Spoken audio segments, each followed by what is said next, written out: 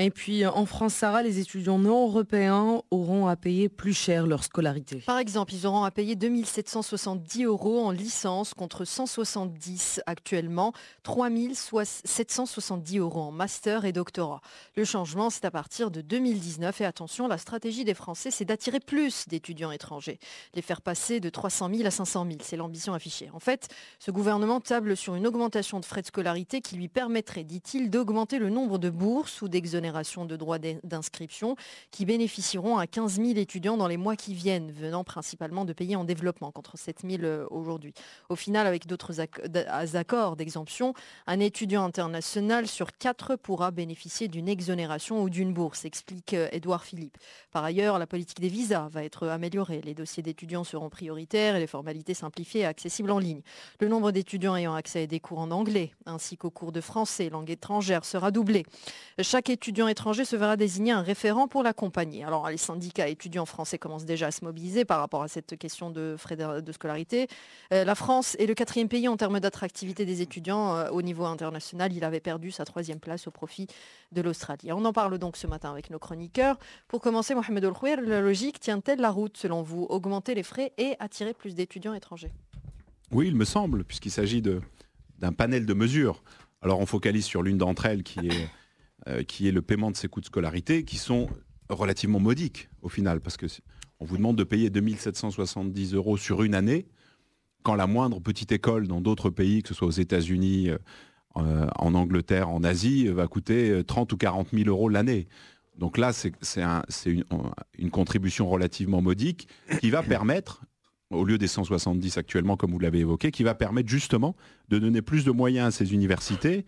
En parallèle, il y a cette réfaction du système des visas qui permettra de simplifier les choses et de pouvoir justement accorder plus de bourses pour des étudiants étrangers venant de milieux n'ayant pas les moyens de financer et de payer des études à l'étranger. Ça me semble relativement raisonnable, puisqu'on va faire payer un peu, parce que c'est vraiment pas significatif, faire payer un peu ceux qui peuvent déjà payer et qui ont de l'argent, pour pouvoir prendre en charge gratuitement d'autres qui ne le peuvent pas. Donc c'est établir une sorte de solidarité à l'échelle internationale.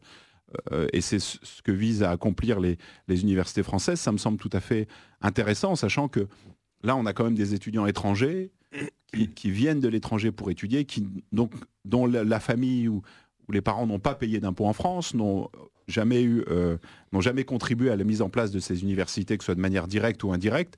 Donc leur demander une contribution un peu plus élevée que celle qu'on demande aux étudiants français ou européens me semble tout à fait raisonnable, sachant qu'en plus on parle de montants relativement modiques, encore une fois. C'est quand même ça l'élément important à souligner. Donc moi j'y vois plutôt une mesure intéressante, puisqu'elle va effectivement, comme ça a été évoqué par le Premier ministre, elle devrait permettre de mettre en place un certain nombre de mesures pour attirer plus d'étudiants étrangers. On en a, je crois, de l'ordre de 350 000 à l'heure actuelle en France. C'est devenu la 4e destination, alors que c'était la 3e. Et donc le but, c'est d'enrayer cette chute, puisque la France était dans le peloton de tête. Elle est plus sur le podium, elle est maintenant en 4e position, et la dégringolade pourrait se poursuivre si des mesures ne sont pas prises. On sait que l'un des principaux problèmes, ce sont les visas et l'octroi de visas. Donc ça, l'État français a décidé de s'y attaquer de manière très claire pour pouvoir faciliter pour les étudiants étrangers l'attribution de visas. Et puis on a ces problèmes de bourse et de moyens. Parce que l'idée aussi, c'est de pouvoir attirer des étudiants étrangers de toute classe sociale. Alors qu'à l'heure actuelle, la très grande majorité de ceux qui vont étudier là-bas sont celles et ceux qui ont les moyens, ou dont les parents ont des moyens importants pour leur permettre de pouvoir aller étudier à l'étranger, payer un loyer, pouvoir vivre sur place pendant la durée de la scolarité. Et donc ce n'est réservé qu'à quelques-uns en réalité, même si la scolarité est gratuite. Donc l'idée de faire payer un peu ceux qui ont déjà pour pouvoir aider ceux qui ont moins, ça me semble être une mesure tout à fait intéressante pour diversifier justement le profil des étudiants étrangers en France, et que ce ne soit pas réservé à simplement des élites de certains pays avec lesquels la France entretient des liens assez anciens, mais pouvoir diversifier les origines de celles et ceux qui viendraient étudier en France. Donc moi, ça me semble tout à fait intéressant tout à fait intéressante comme démarche. Alors ça se heurte en France, pas à des objections d'ordre pratique, mais à des objections dogmatiques. Idéologiques. Certains syndicats étudiants, par principe, veulent la gratuité, mais la gratuité pour les étrangers, c'est pas la gratuité pour les Français. Il y a quand même, pas en raison de l'ethnie ou de l'origine, mais en raison des contributions à l'impôt et du fait de contribuer à favoriser ce système. Il faut savoir qu'en France, même les Français qui ne résident pas, les Français résidant à l'étranger, alors même qu'ils pourraient payer des impôts en France, ne bénéficient pas de la gratuité de l'enseignement dans les établissements français à l'étranger. Donc on a quand même un point important à soulever de ce côté-là. Il ne s'agit pas d'une mesure discriminatoire. Ils ne bénéficient peut-être pas de la gratuité, mais ils payent quand même tout de même moins que les Marocains. Oui, c'est ce que je veux dire, c'est qu'ils ne bénéficient pas. Ce qui est important, c'est qu'ils paient autant. Non, mais il y a des la mission, si autant. Non, mais ils ne bénéficient pas de la gratuité. C'est quand même ça qui est l'élément fondamental, juste parce que qu'on nous dise qu'on pense pas que ce soit quelque chose d'ordre discriminant. Il ne s'agit pas de cela. Il s'agit de moyens pragmatiques pour arriver à atteindre un résultat. C'est pour ça que je citais en exemple les Français à l'étranger. Moi, je suis choqué par ça. Je pense que les Français à l'étranger dans des écoles françaises devraient avoir la gratuité, mais ce n'est pas le cas.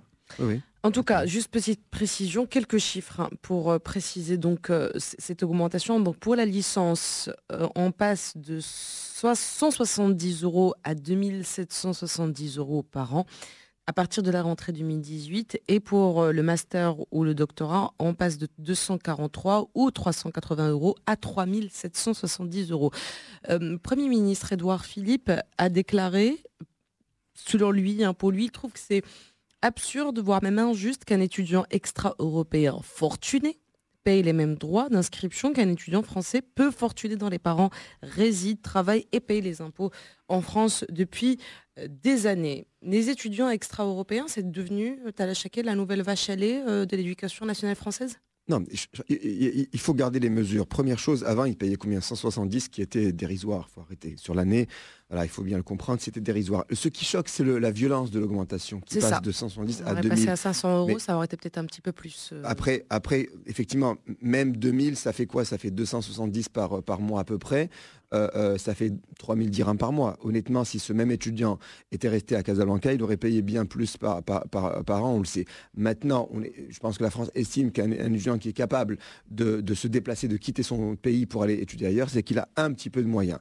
Honnêtement, comparé à d'autres pays, il n'est pas forcément fortuné, Talla Chaquet. Tous les étudiants qui partent étudier à l'étranger ne sont pas tous forcément issus de familles fortunées. Oui, mais attendez, un projet, Bouchra, un projet d'envoyer un enfant à l'étranger passe par une première question, qu'est-ce qu'il va manger en France et où est-ce qu'il va qu'il va loger en France. Donc ce sont les deux premières questions, logement et nourriture. Ça coûte de l'argent, ce ne sont pas les familles très pauvres ou pauvres qui vont y réfléchir. C'est un projet scolaire.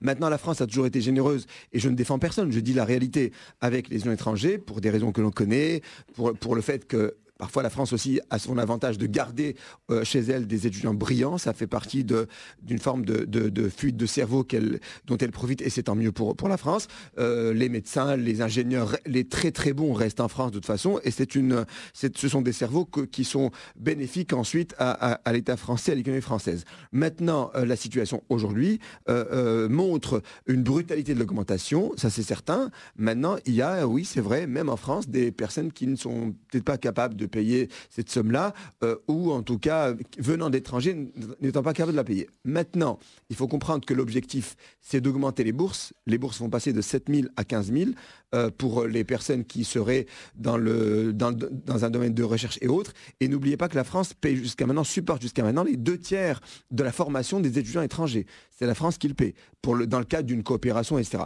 Donc c'est un débat effectivement qui doit être posé sous tous ses angles. Et Mohamed a raison de dire qu'on a vu que le côté d'augmentation des frais de scolarité, entre guillemets.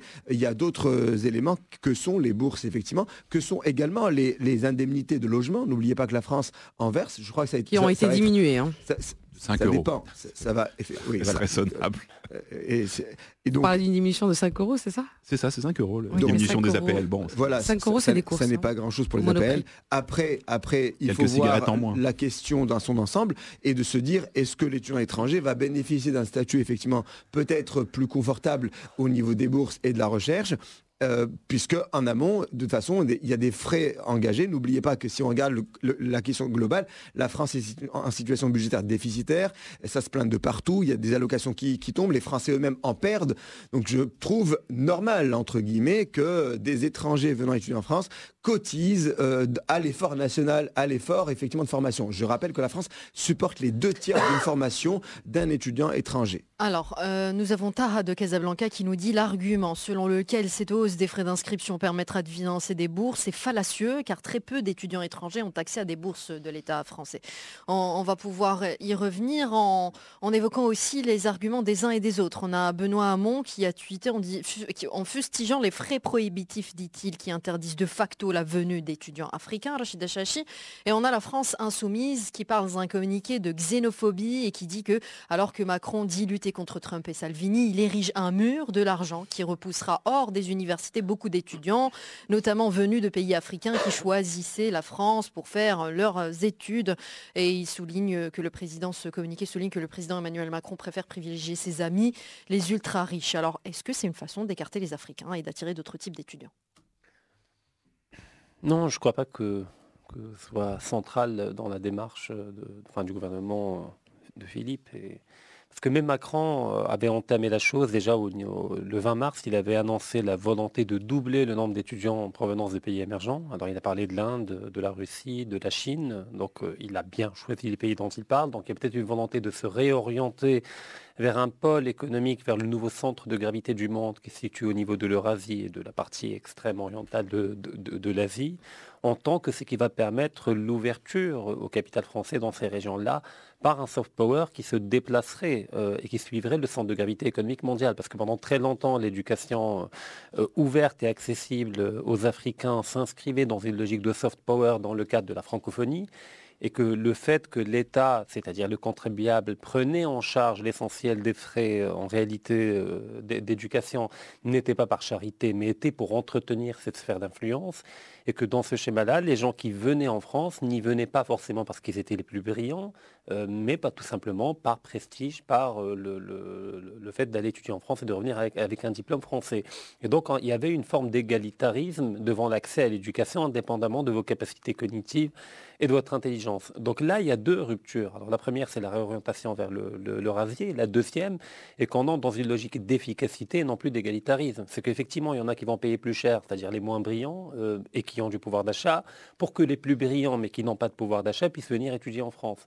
Donc on est c'est une rupture avec la logique égalitaire, c'est une logique d'efficacité qui fait que désormais, grâce aux bourses gratuites financées par les moyens riches, moyens intellectuellement mais riches, va permettre d'attirer, de ponctionner au niveau de l'Afrique des éléments les plus brillants et de les ramener en France et de les garder éventuellement les plus brillants d'entre eux. Donc c'est une double rupture qui est opérée.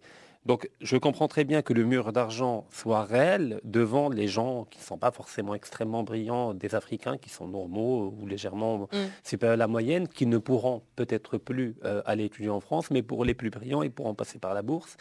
Mais toute cette logique-là est une logique d'efficacité marchande, en réalité, de réorientation du soft power vers là où on est en train de percevoir l'avenir de l'économie mondiale, c'est-à-dire du côté de la Chine et de l'Inde.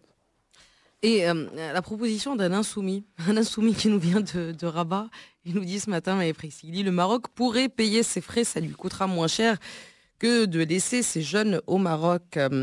Rochdi de Marrakech, il se pose une question ce matin. Il dit qu'en est-il des étudiants étrangers qui sont partis faire leurs études en France il y a 2-3 ans et qui avaient projeté de payer moins que prévu. Est-ce qu'on peut considérer cette augmentation de frais comme une violation d'un contrat moral ? Alors là, pour le coup, je ne sais pas. Il faudrait demander à Mohamed si c'est opposable. Mais en tout cas, ça ne me paraît pas simple. Si les frais avaient été changés au cours de l'année pour l'année en cours, effectivement, ce serait tout à fait... Je veux dire, comme on change les horaires de classe au Maroc pour GMT+1, ça serait vraiment pas passé. Mais un an à l'avance, malheureusement, même si l'augmentation est brutale et que je comprends qu'effectivement, elle puisse poser problème, il n'y a pas grand-chose qu'on puisse y faire. Les Français comme les Marocains dont les enfants sont à la mission, effectivement, à la EFE notamment, le savent tous les ans. On découvre la douloureuse à la fin de l'année pour l'an prochain, et puis c'est à peu près tout. Quoi qu'il advienne, des réunions de parents d'élèves, etc. Ce qui est intéressant, c'est que ça a été préparé quand même tout ça. C'est pas non plus quelque chose qui est si nouveau, au sens impréparé, puisque la France a passé pas mal de temps à développer un certain nombre de ces grandes écoles et de ces grandes entreprises de ces grandes entreprises du savoir, on va dire, les grandes écoles françaises qui font la spécificité, on va dire, du paysage universitaire français. Elle les a développées en partenariat sur le territoire marocain et d'autres territoires africains notamment. Alors on peut avoir comme ça, on peut avoir Centrale, on en a plusieurs, des grandes écoles françaises qui se sont implantées ici et qui vont en fin de compte réorienter la classe moyenne. Parce que en réalité, les gens qui font leurs études en France, c'est pas nécessairement les hyper riches. Eux, ils tendent plutôt à faire leurs études en Amérique du Nord, aux États-Unis. C'est une forme de classe moyenne qui est en cours de fragilisation actuellement au Maroc, comme un peu partout dans le monde, qui allait vers la France. Donc là, elle va être redirigée parce que ça va devenir équivalent au final de payer les écoles françaises en local, mais du coup de ne plus avoir les frais de quotidien, d'appartement, etc. à l'étranger, ce qui est difficile en devise. Ça va réorienter cette classe moyenne, on va dire, vers ces écoles déplacées. Et puis pour le reste, tout ce qui est bourse, etc., moi je suis d'accord avec l'auditeur qui disait que c'était fallacieux parce que bien sûr il y en aura. Évidemment, de cette manière-là, on va récupérer l'élite intellectuelle. Mais on le fait déjà, à dire vrai. Oui, mais techniquement, il y en aura plus. Peut-être plus. Mais on a déjà des rapports de Cour des comptes qui nous disent mais il faudrait de toute façon faire payer les études, même pour les Français, et en commençant par le master. Donc on sait très très bien comment ça se passe, ce genre de choses. Quand on commence à rendre payant un service public, on commence toujours par un prix qui n'est pas délirant, qui est assez logique, qui paraît relativement raisonnable. On ne le fait que pour une catégorie de population où c'est facile à défendre. Les Français, quand même, participent via l'impôt et participent de la société. Ils ont donc des droits que les étrangers n'ont pas. Tout ça est très logique. Mais l'étape suivante, ça sera de faire payer tout le monde en disant mais comme ça, on va aussi distribuer plus de bourses pour les pauvres. Mais les riches, eux, ils peuvent payer. Et c'est ce qui va se produire. On est déjà dans ce fonctionnement-là et ça a été effectivement préparé. Alors, ce qui est intéressant, c'est de voir l'impact que cela peut avoir sur le soft power effectif de la France et la francophonie, et qui va se placer en remplacement. Alors, pendant toute la grande période de bipolarisation du monde, ceux qui formaient les classes les émergentes les plus délicates, les plus fragiles, c'était la Russie, même au Maroc. Et même dans des pays qui étaient alliés, je veux dire, au bloc libéral. Et donc, il est possible que la Russie, bien qu'elle soit un objectif d'étudiants étrangers pour la France, devienne en réalité un refuge et une possibilité de formation pour les Africains de cette classe moyenne-là. Oui, mais c'est très cher, les études en Russie.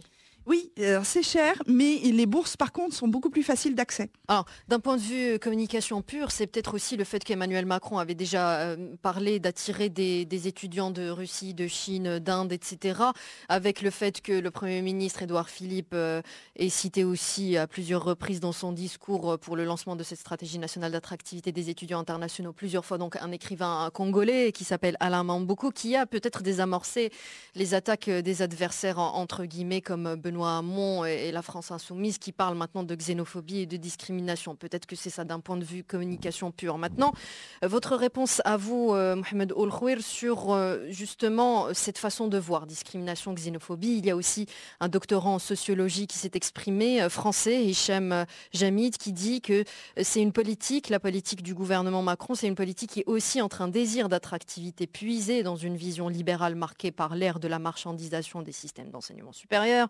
et une obsession de contrôle affirmée par une politique migratoire restrictive, sélective, prospérant dans une logique bureaucratique sécuritaire. Oui, bon, c'est très éloigné des réalités locales et ça, bon, c'est une opinion, mais la situation est quand même relativement simple. Celles et ceux au Maroc et en Afrique qui vont étudier en France, c'est pas la classe moyenne ou c'est pas les classes populaires, ce sont les classes les plus aisées. Donc c'est pas quelque chose où on a beaucoup d'étudiants qui tout cas qui ont un minimum de moyens pour aller en France. Non, mais la classe moyenne marocaine, c'est 6 000 dirhams par mois. Donc, quand vous avez des revenus de 6 000 dirhams par mois, vous n'envoyez pas vos enfants à... En effet, je ne parlais pas de cette classe-là. Non, mais c'est ça la classe moyenne dans ce pays, et c'est la très grande majorité de la population. Le HCP, oui. Non, mais on parle pas non plus de ses parents qui s'endettent justement pour garantir à leurs enfants les meilleures études. Ça aussi, il y a, Mais ça bien existe. sûr, mais je vous dis, le projet d'envoyer un enfant à l'étranger se discute en famille. Ça tombe pas du ciel. Oui, bien sûr, Maître Roué pourra largement intervenir. C'est que c'est un projet. On ne sera pas d'accord. Non, je sais bien, mais c'est pas grave. Ça n'entamera jamais notre amitié. Et donc, par conséquent, il y a un risque. Il y a bien entendu un projet qui réfléchit.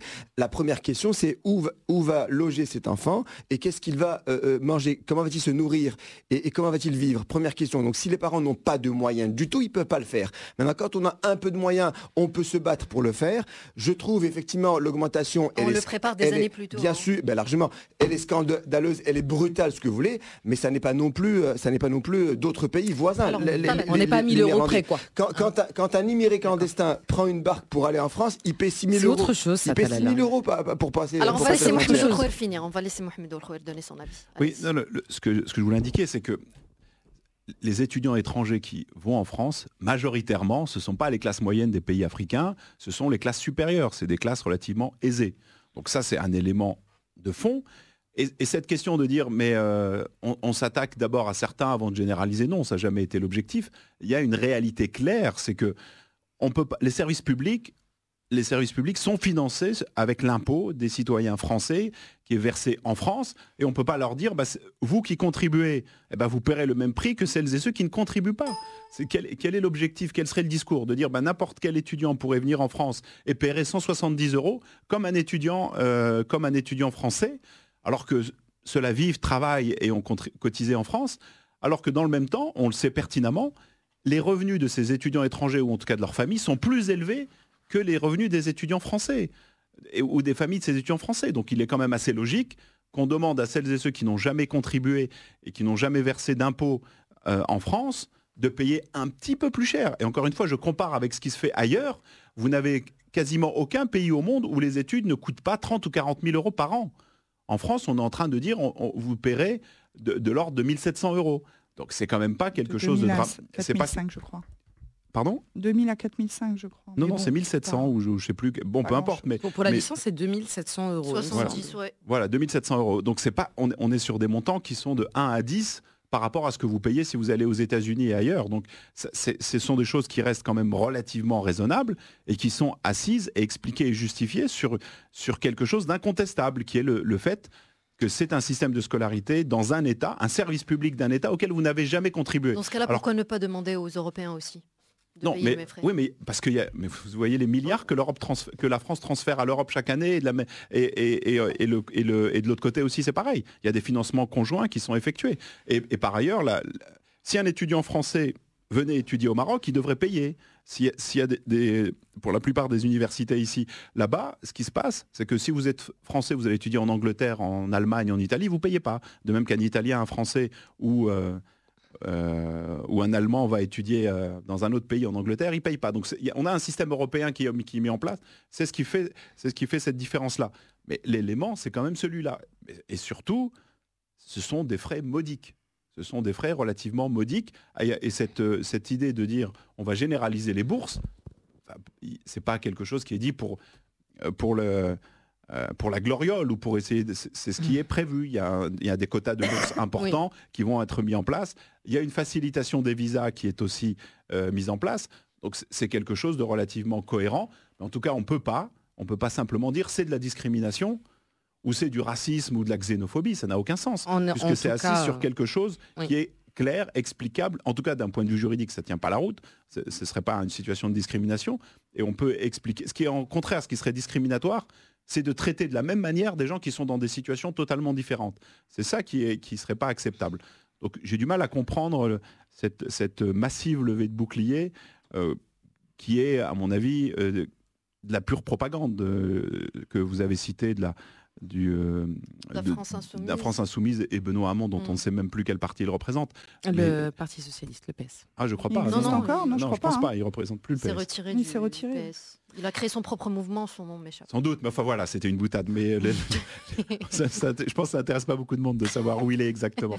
Mais la question, elle est quand même celle-là, c'est que on n'a pas mis en place des barrières à l'arrivée d'étudiants étrangers. Au contraire, Il s'agit de promouvoir et de faciliter cela. Et en effet, Édouard Philippe, le Premier ministre, rappelle que la France reste largement en dessous des 8 000 ou 13 000 euros que les voisins néerlandais et des dizaines de milliers de livres que la Grande-Bretagne exige des étudiants non européens, il me semble. Oui. Mélanie Frédéric-Sigli, peut-être encore un mot. Ça me choque pas que ce soit plus cher. Effectivement, je pense pas que ce soit de la xénophobie. C'est pas la dimension. Et au demeurant, c'est déjà le cas pour les écoles françaises à l'étranger, pour la EFE ou l'OSUI. Les tarifs ne sont pas les mêmes lorsque vous êtes français ou marocain, et ils ne sont pas les mêmes lorsque vous êtes étranger hors Maroc, pour ce qui concerne les écoles françaises au Maroc, et c'est pareil partout dans le monde. Donc c'est assez logique. C'est pas le problème de discrimination. Non, moi, ce qui m'intéresse, c'est de voir le redéploiement, si vous voulez, stratégique. Alors, quand je parlais de classe moyenne, effectivement, je parlais pas de la classe moyenne selon le HCP à 6 000 dirhams.